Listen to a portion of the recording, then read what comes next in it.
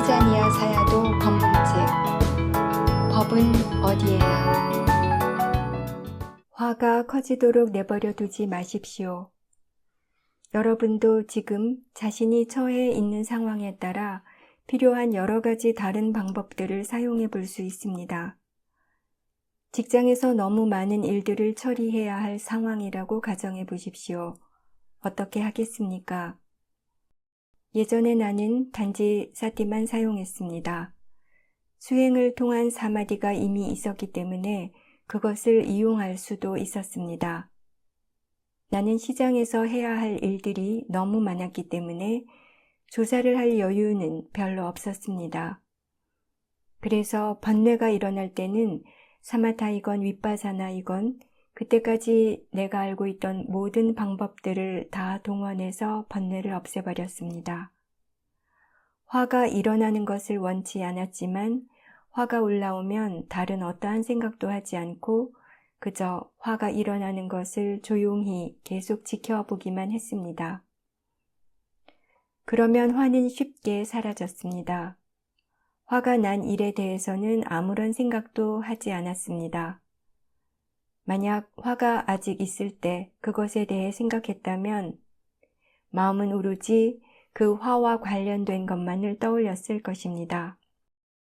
그래서 생각하는 것을 모두 멈추고 몇 분 동안 화를 단지 지켜보기만 했고 그러면 화는 가라앉았습니다.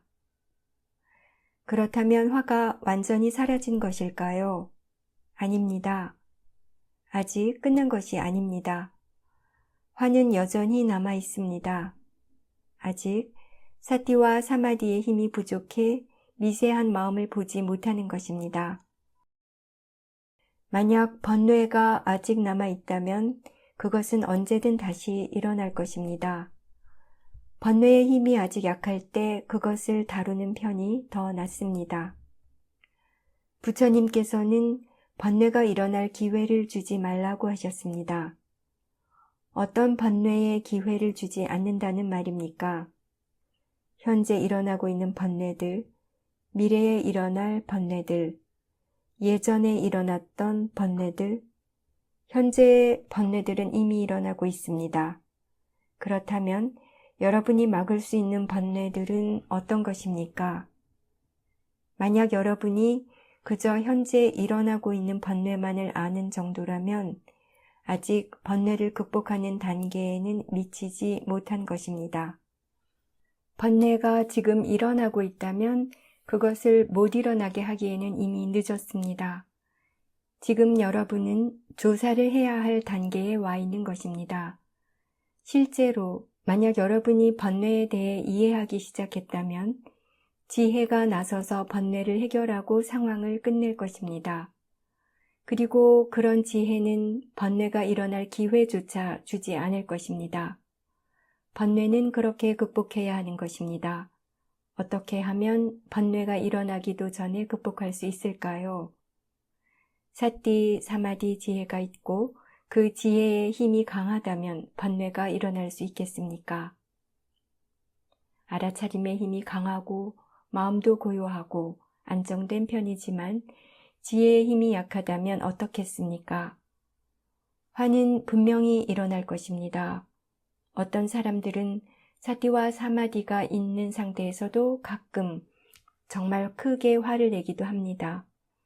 누군가가 집중력이 아주 좋다면 어떻겠습니까? 지혜 없는 사마디는 상황을 더 증폭시킬 수 있습니다.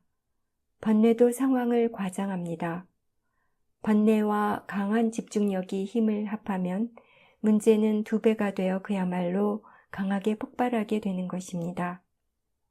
스스로가 상황을 더 이상 견딜 수 없게 됐을 때 거기서 벗어나기 위해 방법을 찾게 될 것입니다.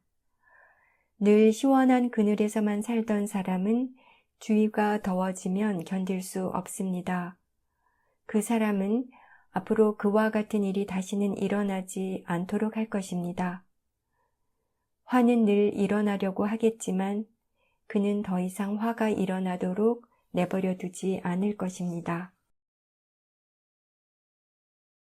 어리석음은 어둠입니다. 그저 아주 조금의 알아차림만 있다면 그것이 얼마만큼 유익하겠습니까? 마음이 얼마나 더 편안한지 볼 수 있습니까? 여러분은 얼마나 많은 것들이 일어나고 있는지 모르기 때문에 마음의 상태가 여기서 얼마나 더 밝아질 수 있는지도 알지 못합니다. 보이지 않더라도 마음 깊은 곳에는 미세한 번뇌가 늘 있습니다.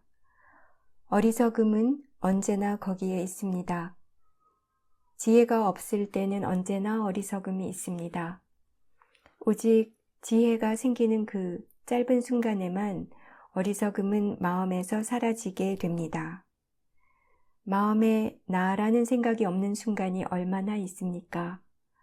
그런 마음 상태를 아주 짧은 순간 동안 경험할 수는 있지만 곧바로 어리석음이 마음을 완전히 덮어버립니다.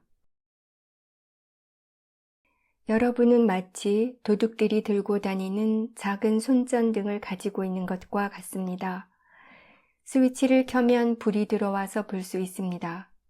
비록 자기 바로 앞만 조금 보이는 것이 전부지만 스스로는 거기에 충분히 만족하고 있을 것입니다.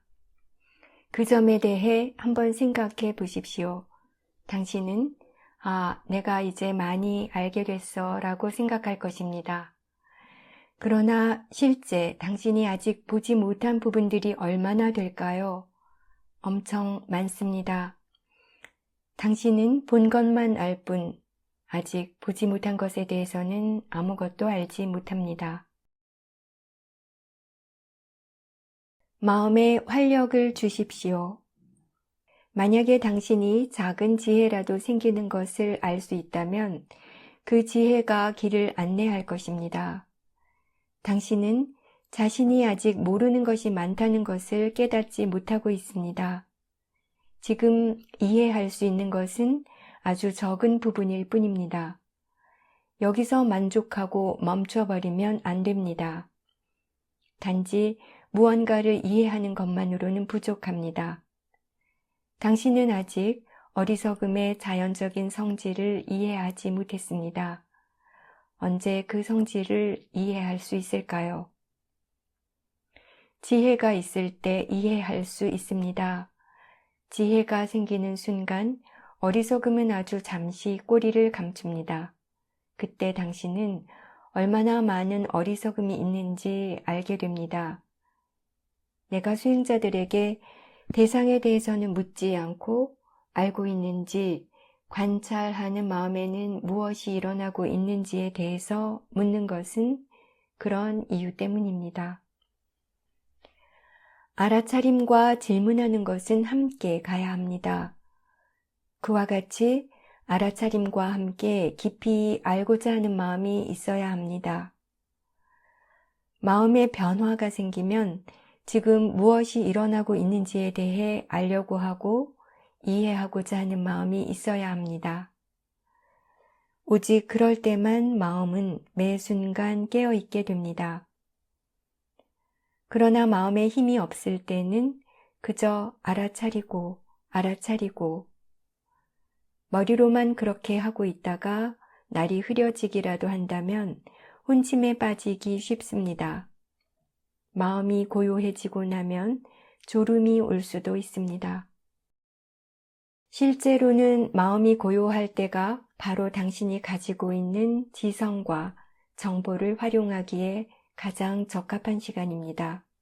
이전에 마음에 이것저것 어지럽게 뒤섞여 들떠 있었을 때는 자신의 지성을 활용해 볼 기회가 없었지만 알아차림의 힘이 좋아지고 마음이 안정되면 가지고 있는 정보와 지성을 활용해 보아야 합니다. 알아차림 수행이란 무엇인가에 대한 질문들. 어떤 마음으로 알아차리고 있습니까? 지금 그 대상을 알아차릴 때 마음의 느낌은 어떻습니까? 앉아있는 것, 걷고 있는 것, 서 있는 것, 일상적인 행동들을 알아차리고 있습니까? 그러한 것들을 하고 있는 동안 자연스럽게 알 수 있는 것은 무엇입니까? 마음은 어디서 무엇을 하고 있습니까? 마음은 무엇을 느끼고 무엇을 생각하고 있습니까? 무슨 일이 일어나고 있습니까? 왜 일어나고 있습니까?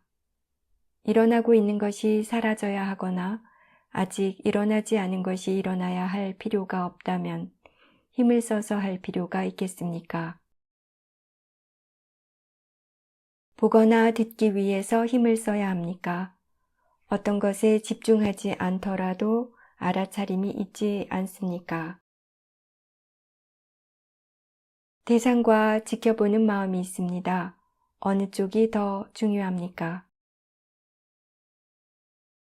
코의 들숨, 날숨과 배에 부르고 꺼지는 움직임 중에 어느 것이 더 좋은 대상입니까? 몸에서는 무엇이 일어나고 있습니까? 지금 무엇을 알고 있습니까? 자연스럽게 알 수 있는 것이 무엇입니까? 지금 이 순간 마음에서는 무엇이 일어나고 있습니까? 마음이 평온합니까? 들떠 있습니까? 당황합니까? 하루 중 언제 수행을 시작합니까? 마음이 무슨 생각을 하고 있습니까? 얼마나 많은 힘을 쓰고 있습니까? 지금 어떤 마음가짐입니까? 수행을 어떻게 하고 있습니까? 바르게 수행하고 있습니까? 수행이 계속 이어집니까?